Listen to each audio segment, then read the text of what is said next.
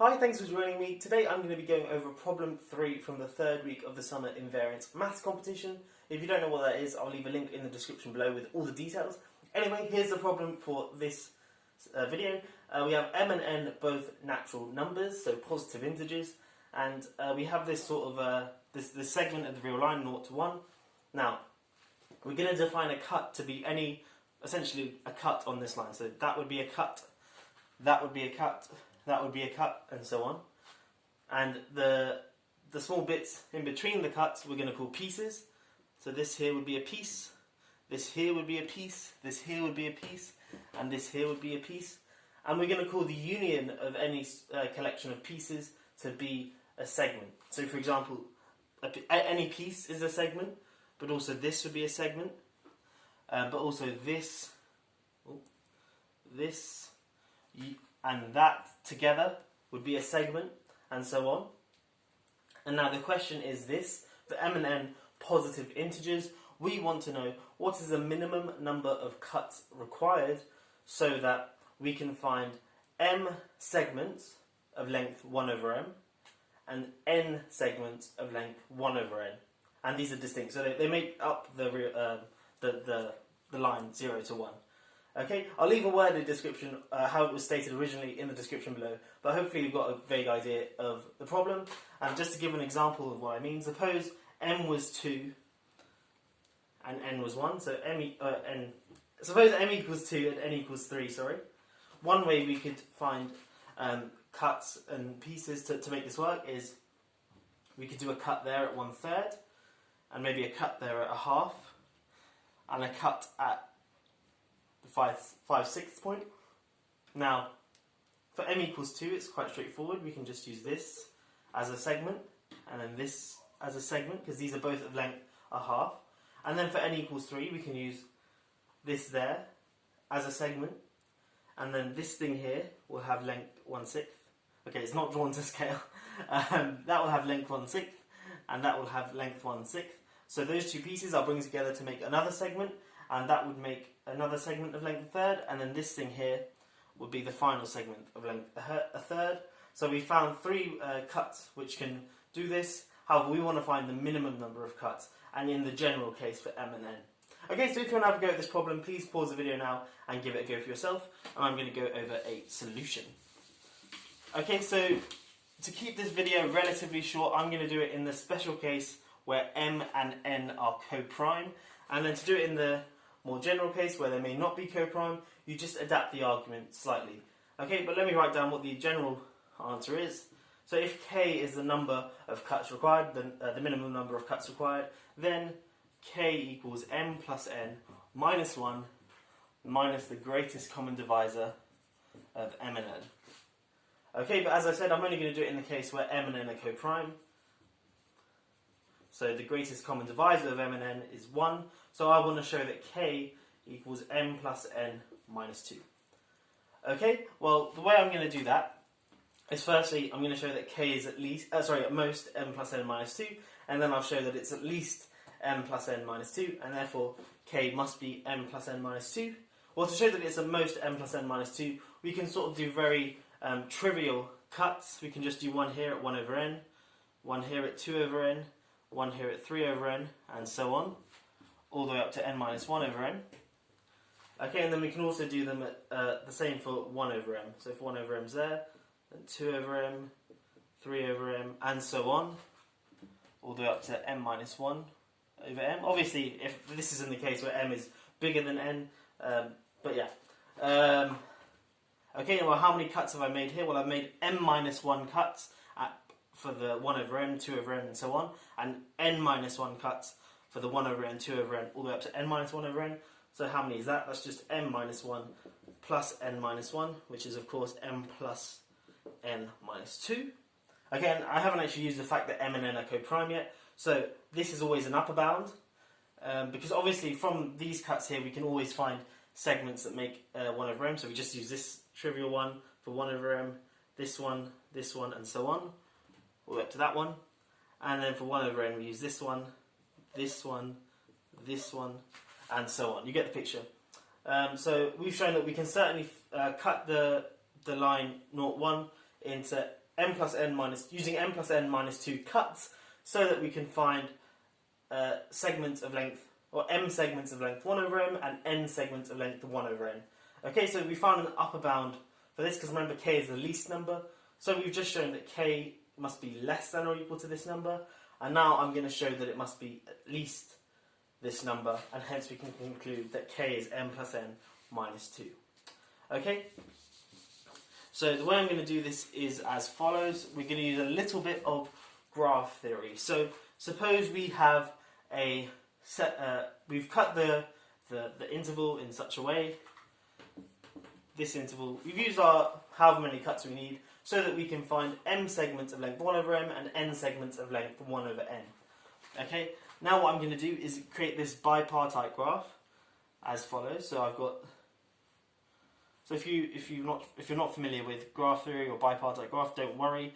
Hopefully the argument will still make sense. I may use some terminology that you're not familiar with, but you can look at the pictures and it will hopefully make sense. Anyway, this is going to be what I'm going to call the n graph, or the n sort of set of vertices, and this the m set of vertices. So here I have n vertices, and here I have m vertices.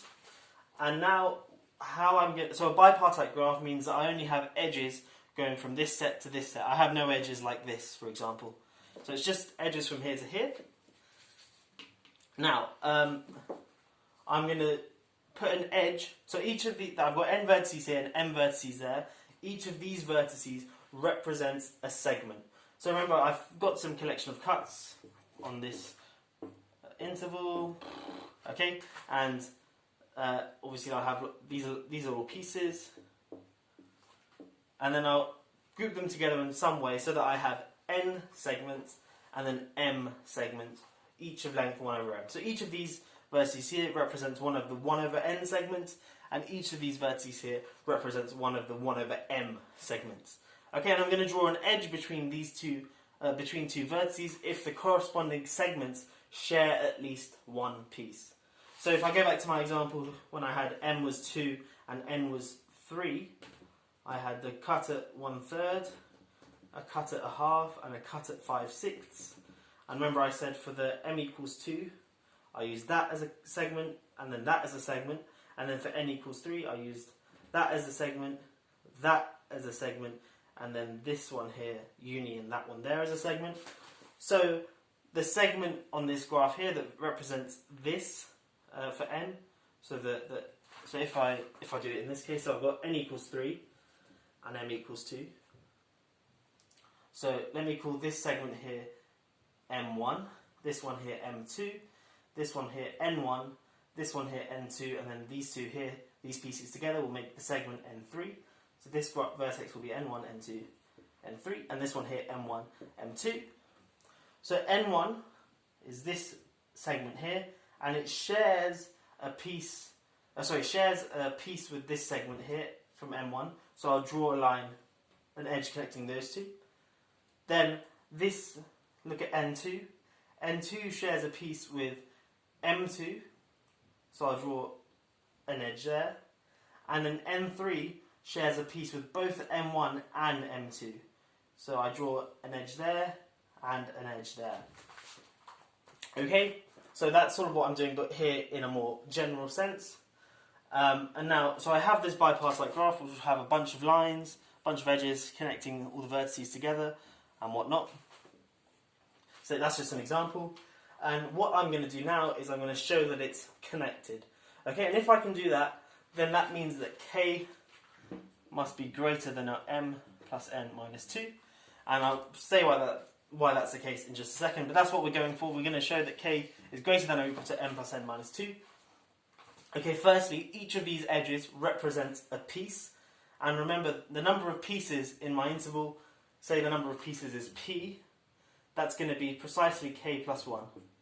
Okay, because for each cut, I introduce an extra piece.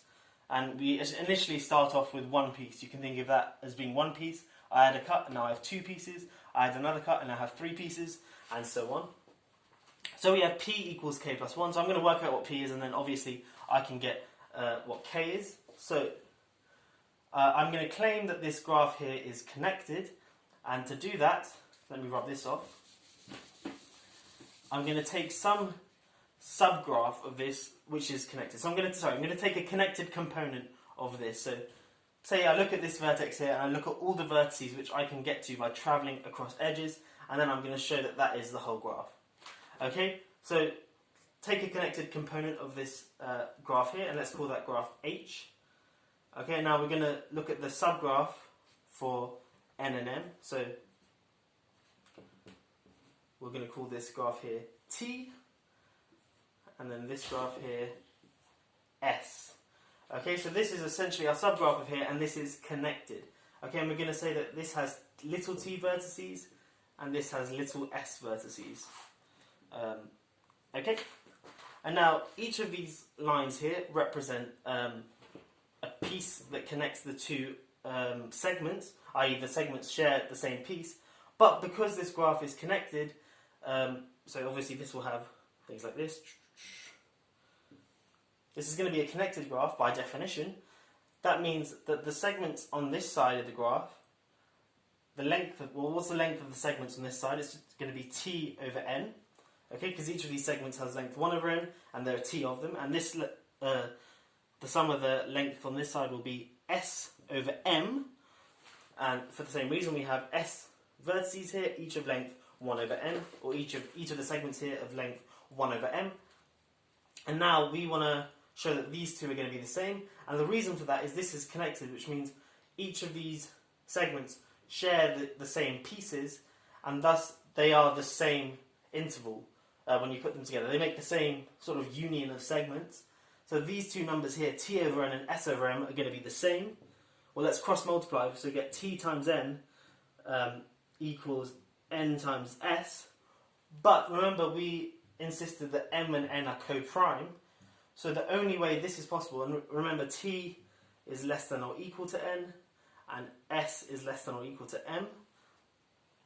So the only way this is possible is if t equals n and s equals m.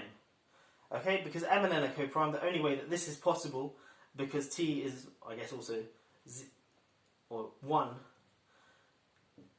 t and s are both positive integers between 1 and m, and the only way this is then possible is if t equals n and s equals m.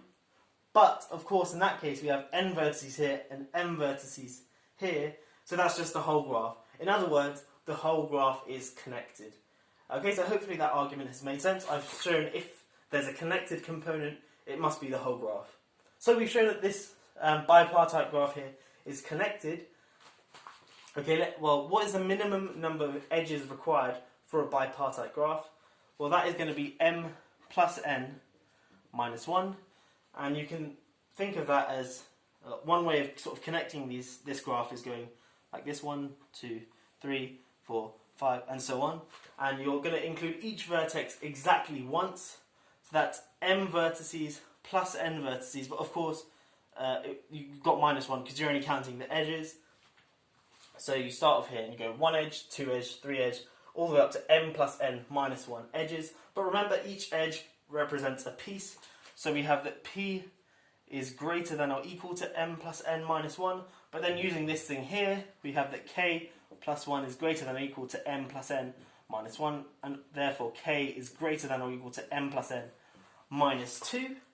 Okay, and remember before we showed that k must be less than or equal to m plus n minus 2. So the conclusion is that k equals m plus n minus 2, which is what we wanted in the case that m and n are co-prime. And obviously, in the case where m and n aren't co-prime, this still holds. This is still an upper bound. But to prove that this is the case, you've just got to be a little bit more careful in this argument here. But I'm not going to go into that because the video is quite long already. But if you want to do that, by all means do so to convince yourself.